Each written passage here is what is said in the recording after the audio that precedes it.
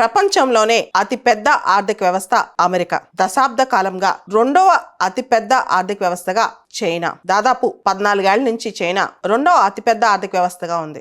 ఈ మధ్య కాలం వరకు మొన్నటి వరకు ప్రపంచంలోనే మూడవ అతిపెద్ద ఆర్థిక వ్యవస్థగా జపాన్ ఉంది. జపాన్ ఇప్పుడు 3వ స్థానం నుంచి కిందికి దిగిపోయింది. అసలు ఏం జరుగుతుంది జపాన్ లో? జపాన్ కరెన్సీ యెన్ బాగా డిక్లైన్ అయిపోయింది. జపాన్ లో నెగటివ్ ఇంట్రెస్ట్ రేట్స్ నడుస్తున్నాయి. జపాన్ ఆర్థిక వ్యవస్థ కుదేలు అవుతుంది, కాంట్రాక్ట్ అయిపోతుంది అనమాట, ఎక్స్పాండ్ అవ్వట్లేదు. జపాన్ లో లేబర్ షార్టేజెస్ బాగా పెరిగిపోతున్నాయి. టెక్నికల్ రెసెషన్ జపాన్ ఎదుర్కొంటోంది. సో ఓవరాల్ గా చూస్తే జపాన్ కన్నా ఇప్పుడు జర్మనీ ముందుకెళ్ళిపోయింది. మొదటగా అమెరికా, రెండో పెద్ద ఆర్థిక వ్యవస్థ చైనా, 3 జర్మనీ, 4 జపాన్, 5 భారత్. అయితే ఇంకొక ప్రిడిక్షన్ కూడా ఉంది. ఆ ప్రిడిక్షన్ ఏంటంటే 2026 కల్లా భారతదేశం జపాన్ ని మించిపోద్దని, 2027 కల్లా భారతదేశం జర్మనీని మించిపోద్దని అంటున్నారు.